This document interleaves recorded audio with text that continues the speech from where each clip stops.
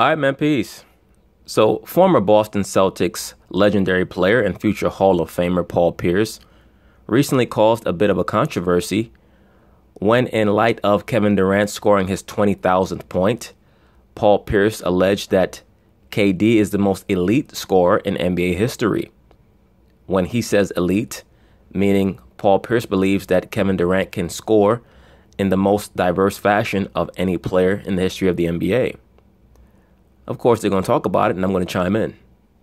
All right, I want to get to KD on the other side of that game. Reached the 20,000-point mark last night. Only the second youngest in league history to do it behind LeBron James. You did have a lot to say about this. Y'all talking about NBA Countdown last night, so let's just show it. Here's what Paul had to say. But I'm going to say one thing about Kevin. He is probably the most elite scorer in NBA history. When you look top to bottom, let's say guys like, you got Will Chamberlain, of course, did a lot of things inside, Carmelo, Jordan, mid-range inside, but KD shoots the three. He's elite in transition. He gets to the line. He can score inside. So the best scorer in the history. Here we go again. Of the history. Just the most dynamic scorer in the history. I think what Paul Pierce really means is that KD can score in the most diverse ways of any player in NBA history, in his view. In his view. And when you think about it, his view or his perspective is certainly more credible than you might think offhand. First of all, I love Paul how casually it's like, I mean, you got Will, Jordan, you didn't No, I'm just saying the way he goes about it. I mean, of course, these people score more points probably on average, but when you look at his total package, you know, I mean, he's his closest thing. And you know what? I will throw Tracy McGrady in there also. Yeah, because T-Mac really was KD before KD, except T-Mac was about 6 inches shorter than KD. Well, I shouldn't say 6 inches, more like 4 inches, because KD goes about 6'11", T-Mac was about 6'7". These guys, they're 6'9", 6'11", can shoot the three, can finish on the break, can pass like magic. I mean, these guys can do it all. And KD's 7 feet. He's 7 feet tall. He can handle like a guard. I mean, tell me what player in NBA history at 7 feet. You know, you had Dirk who transcended the position. Yeah, but the question isn't who is the best 7-footer. The question is... But the way he does it at his size is unique and something we've never seen. But MJ, Kobe... Now, I'm going to tell you what he has over there. The long ball. That's what I'm saying. The three, that separates them. But what separates them is their overall package in terms of they have post game. In between, he has a post game. Yeah, KD has a post game. He just doesn't use it a lot. He goes to his face up a little bit too much. But that's the style of the NBA today. That's why I've stated that I believe that the face up game in the NBA is greater than it's ever been, but it's taken away from the post game. Why? Because most of the players in the NBA today don't want to get involved in physicality if they don't have to. Now, a lot of people may not like this, but I think that Kevin Durant is definitely a greater scorer than Kobe Bryant was. Now, Kobe Bryant had he was much more of a volume shooter and scorer than Kevin Durant. Kevin Durant has had about 4 seasons where he shot over 50%. Kobe Bryant has never shot over 50% in one season. Kevin Durant averages more points per game than Kobe Bryant. Now, has Kevin ever averaged 35 a game in a season like Kobe Bryant has? No, he has not. But Kobe also shot 45% from the field that year. Now, when it comes to Wilt and Michael Jordan, of course, was a 30-point-per-game scorer over the course of his entire career. And that counts the last 2 seasons with the Washington Wizards, where he was 39 and 40 years old. LeBron James is a career 27-points-per-game scorer, but he's not the outside shooter that KD is. So, like I stated, I believe that Paul Pierce's statement bears a lot more credence than people might think offhand. When you sit down and you really have a chance to meditate on it, KD is 7 feet. He can break you down off the dribble. He can finish at the rim. He can shoot the three. He can post up, even though he does not do it with the frequency that he probably should or that he will later on in his career. And he's a great free throw shooter. So is he the most elite scorer of all time? It depends on how you define elite. Elite means upper crust. That right there, the list that we're looking at, is a list of the most elite scorers in the history of the NBA. They are the fastest to, or the youngest, I should say, according to this list, to get to 20,000 points. Now, of course, you'd also have to throw in guys like Rick Barry, George Gervin, Alex English, Bernard King. There were a lot of guys who came through the NBA who could straight fill it up. Certain fans from the early 2000s would, I'm sure, want to include Allen Iverson. But to me, Iverson was just way too much of a volume shooter to include him. No, KD doesn't have post game. Yes, he does. What KD wants to do? KD wants to get outside and shoot the jumper. He doesn't have that right there, man. So if KD put you in the mid post and jabbed off, how often does he go in there, though? You can't block his shot. No, you can't go in there. No, you can't block his shot, but how often is he in there?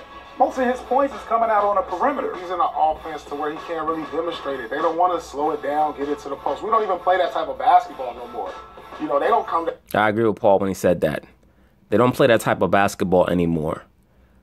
So it's very, very hard to determine. It's like comparing players from yesteryear in regards to saying that, well, they shoot a lower percentage of three or from three than the players today.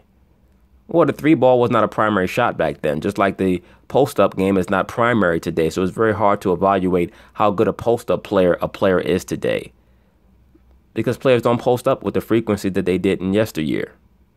Come down, throw it in the post, and wait for you to make a move. You know, he's doing it in so many different ways. You know, these guys, Kobe, great scores, but what separates KD, he can do all the things they did, but his three ball is okay. But here's one thing to throw into the conversation, though. Part of being a dynamic scorer and part of being a memorable scorer in the NBA is what you do in the biggest moments. I would say KD has had one super huge scoring moment where he hit that shot over LeBron, win the game in the NBA Finals, pretty much. That's fine, but he hasn't done it yet. Right. No, he's already done it. You just named it. Kevin Durant had one of the great finals performances in NBA history last year. His finals performance is in the class of many of Jordan's finals performances, with Dwayne Wade's finals performance in 2006, with Hakeem Olajuwon's finals performance in 1995.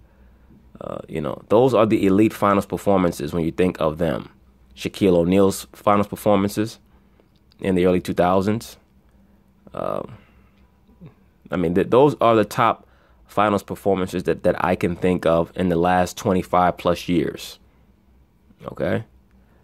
Kobe's 2009 finals performance against Orlando, that's up there. I wouldn't quite put it in that class, but it's definitely up there.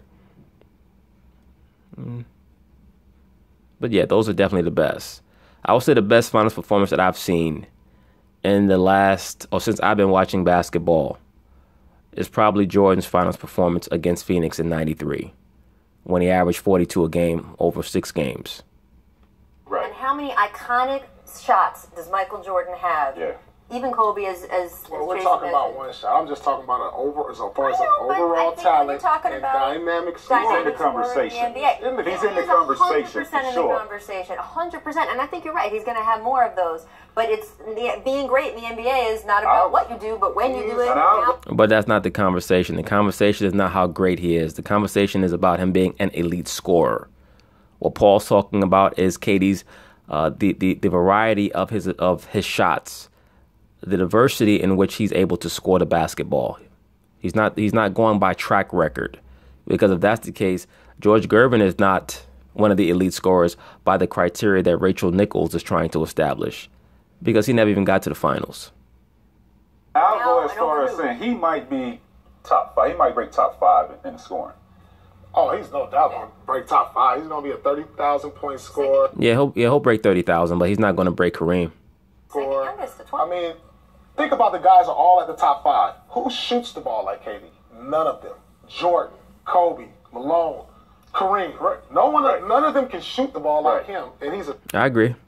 And he's a 7-footer, putting it on the ground, playing like a point guard. Nobody, like Kobe is similar to Jordan. Kareem is similar to Shaq. I mean, these guys did it how they did it inside. But who can we say in that top 5 list? I mean, they did it on the inside. I'm saying at the center position. Who can we say on that top 5 list scores the way he does? Well, I would say T-Mac, George Gervin, a little bit of Larry Bird. Kevin Durant was even on record as saying that he watched a lot of Larry Bird footage to add to his game. There's a lot of Nowitzki as well in Durant's game. We're gonna keep, we're gonna keep talking about this all through the commercial break. So we're also gonna be talking. Very interesting points made by Paul Pierce, though. I give him a lot of credit for even putting that point out there. Okay, so now Paul Pierce is going to keep his idea that KD is the most elite scorer in NBA history going. He's going to bring it forth before Michelle Beadle, the resident ESPN cokehead hoe, allegedly, as well as Jalen Rose and Chauncey Billups. Let's see what he has to say. Once again, Twitter responded to you this time on Wednesday when you said KD is the most elite scorer in NBA history. Yes. Do you agree with Paul? I understand where you're coming from. He is in the conversation. It's not so very far-fetched. But you don't have to be the first guy to rush to the hot take. I mean, I kind of love it. He's not there just yet. This is his 11th season. Okay, and when you say dynamic, I have to go to big numbers because we're talking about all-time greats. KD, in his career, he's won 4 scoring titles. 4? That's a lot. 4 scoring titles. You know what's funny about a KD? If KD had played in the 80s, a lot of these basketball fans today would say KD couldn't play today. He's too skinny. Michael Jordan has won 10. There you go. Okay? His career high is 32. Wilt's career high is 50. That's insane. KD. I'm trying to figure out what Jalen's talking about when he says that Jordan's career high is 32. Jordan's career high is not 32. Let me rewind it back. KD's. Wilt's career. He's won 4 scoring titles. 4? That's a lot. 4 scoring titles. Michael Jordan has won 10. There you go. Okay? His career high is 32. Wilt's career high is 50. That's insane. Well, maybe when he says his career high is 32, he's talking about Kevin Durant's career high points per game for a season.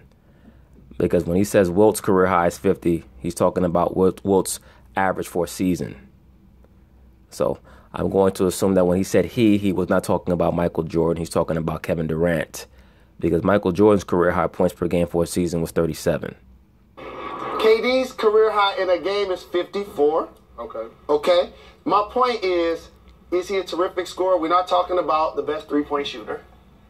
We're not talking about who has the most championships. Right. Michael Jordan is the most dynamic scorer to ever play in the NBA. Must mention Kareem. Must mention Kobe. Must mention AI. Okay. KD is in the conversation. All right, your turn, Chauncey. And I'll give my... I appreciate that, Paul. Thank you very much. Paul, I like Paul talking like he gonna hit him with the whammy after everybody finishes speaking. where you going. And KD is a guy that we've never seen.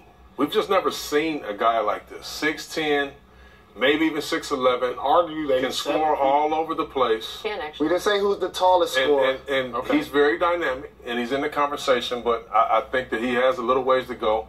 Let's just face it. Michael Jordan averaged 30 for a career. KD's done it twice in his career. But I hate to admit this, but I am a prisoner of the moment a little bit, because you got guys like Iceman, George Gervin, who I talk to a lot of legends, and they say he's the best scorer that they've seen in their era. That's why I call KD Iceberg Slim. He's the remix of George. You got guys, you also got guys like Elgin Baylor, who, Yes, Elgin Baylor, by the way, until Michael Jordan averaged 37 a game in the 86-87 season, Elgin Baylor was the only other player other than Wilt Chamberlain to score that many points in a season or average that many points in a season. I believe that Elgin Baylor averaged 37 or 38 a game one season, or 36.8, something like that. You brothers can look it up. It was an unbelievable score that are in these conversations. So I am a prisoner of the moment because I've seen KD play. I've played alongside him before in USA basketball, and then guys like MJ. I played with great scorers like Melo, who, are good scorers. But this guy is elite. I just can't give him that title. Now, when I say elite, let's talk about the way he does it. Now, you got the great scorers. You guys mentioned Jordan, Will, Kobe. These guys are great scorers. They're probably going to have higher averages than KD. They're probably going to have more points in one game than KD. I mean, KD will probably never score 81. But when I say elite, and I go down the line of weaknesses and strengths, look at this graphic right here. Oh my goodness! This graphic remind me of that Dave Chappelle skit. Dialing. Every criteria that Paul Pierce could think of, he has KD as elite. And you can make the case that he's correct. I mean, other than post game, I can't give KD that elite level because he doesn't get down in the post enough. Are y'all gonna do this? This is good. Keep going, Paul. Keep going. Name one thing he's not great at. Apparently, he's elite Now, in everything. let's say you put Jordan in this category. Jordan's elite in everything. Not free throws like KD. Well, Jordan actually was a very, very good free throw shooter. I wouldn't say a great free throw shooter, but the thing that you would take away from Jordan as far as elite would be three-point shooting, not free throws. Jordan for his career was somewhere around 83% as a free throw shooter. Stop it. Kobe's a great free throw shooter. Stop it. I mean, the one thing that separates him is his three-point shooting from all the rest. Well, let me tell you why. This is the greatest graphic in the history of ESPN. Let me tell you why. That's the one thing that separates. But he only plays in the 3-point era, right? Michael Jordan, these guys, they didn't shoot a lot of. The game was different. He's not going to have the opportunity. Absolutely, and that's what I try to explain to people who attempt to compare Michael Jordan's three-point shooting to Kobe or even to LeBron. That era back in the 80s, they just didn't take that shot. Now, people will say, well, whose fault is that or who cares? That's understandable. But at the same time, when you're trying to compare players, you always have to factor in the era that they played in. That's like someone saying that, well, Steph Curry is a better shooter than Jerry West because Steph Curry made more three-point shots. Well, Jerry West didn't have the three-point shot when he played. So it's very difficult to determine who actually was a better shooter. But what Steph Curry does prove is that Jerry West could dominate today if he played today. As I've stated numerous times, great players will dominate in any era because they would adapt. And the thing about great players that they all have in common is they have great drive and the will to excel. So I have no doubt in my mind that if Elgin Baylor and Jerry West played today, they would dominate today.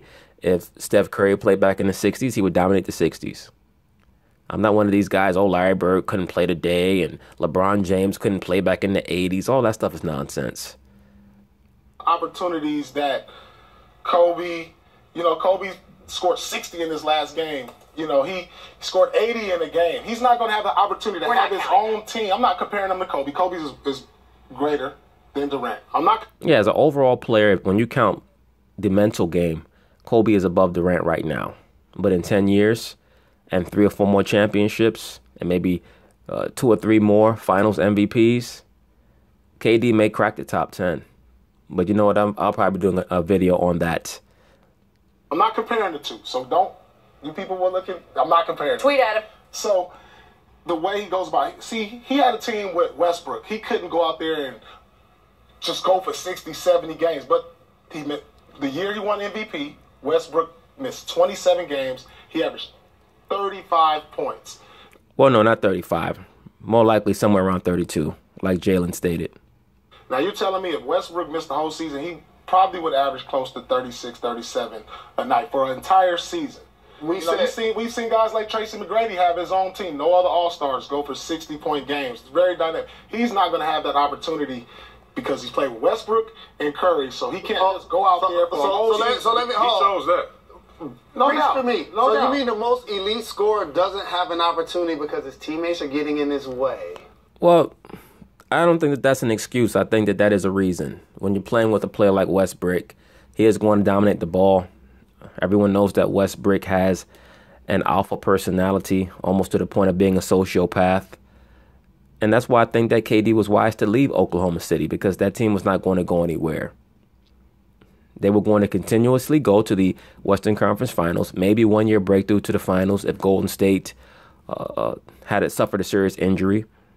And they were going to lose in a big spot because neither KD nor Russell Westbrook were properly coached enough to teach them on how to play winning basketball and how to complement each other as opposed to just playing my turn, your turn.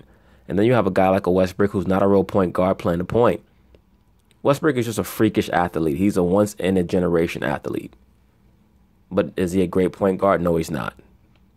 Listen, he has two 20-point scorers on his team, and he scores 25 a game. They were there when he decided to join the team. What other players do you know in NBA history has three 20-point scorers? Well, I believe that the Denver Nuggets did it back in the 80s with Kiki Vandeweghe and Alex English and one of the other players. There were a few teams where guys averaged over 20 a game when it was more than that it was three guys. Now, to average 25 Denver Nuggets did it. 26 points. Yep, Jalen just said it, Denver Nuggets. Points with two other 20-point scorers on your team. Yes, Run TMC did it with Tim Hardaway and Chris Mullin and Mitch Richmond. And I believe that the Lakers did it also in either 86-87 or 87-88. I believe that they had three guys with over 20.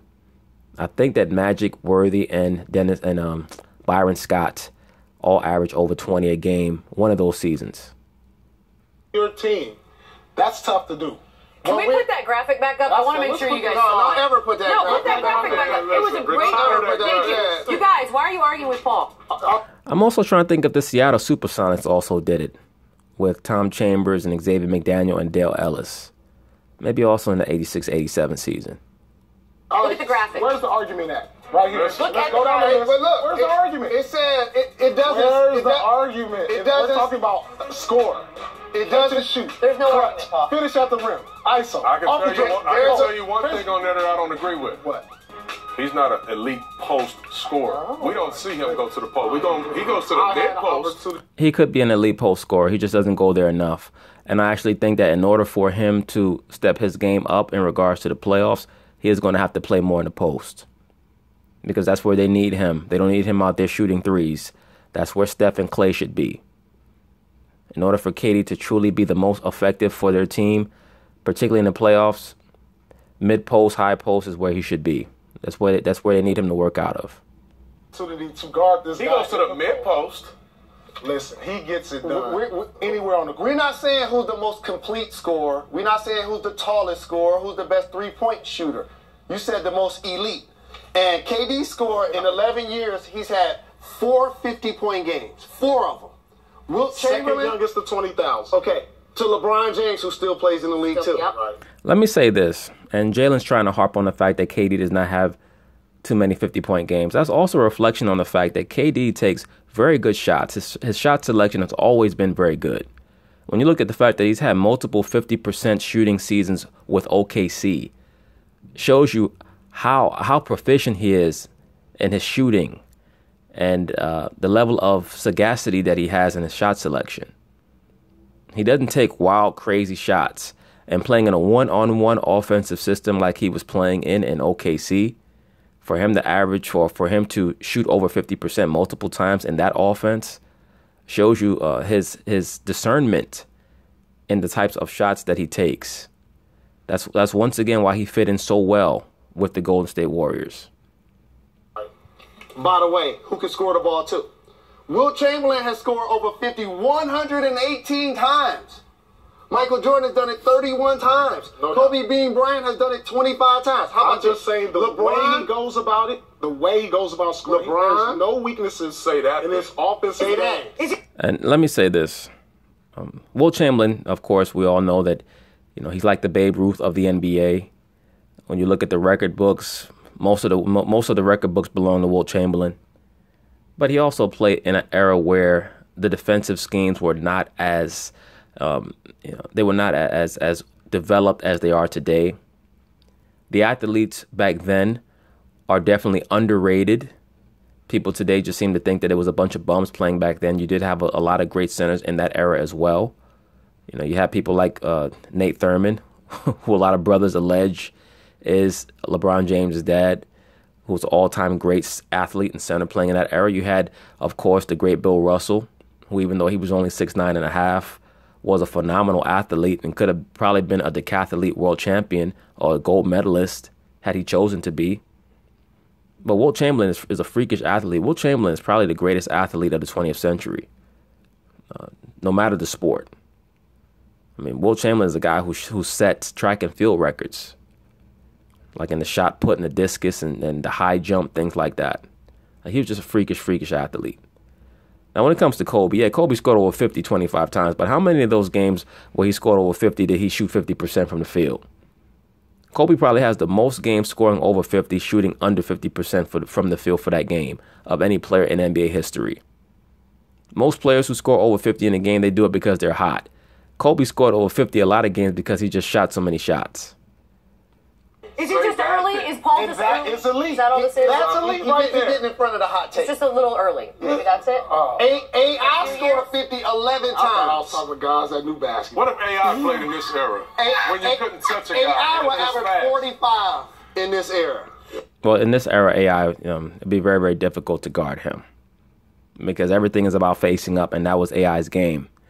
And then you're also talking about an era where there's no 4-man and 5-man waiting for you at the basket. So AI would definitely lead the league in scoring with no problem in this era. Probably average about 34, 35 a game. All right, we're moving on. But anyway, this was a very good segment. Kudos to Paul Pierce for having the courage to put forth a theory like that. I definitely think that he's a bit early, but I also believe that by the time KD's career is over, he'll probably be considered the most diversified scorer in NBA history. But anyway, peace.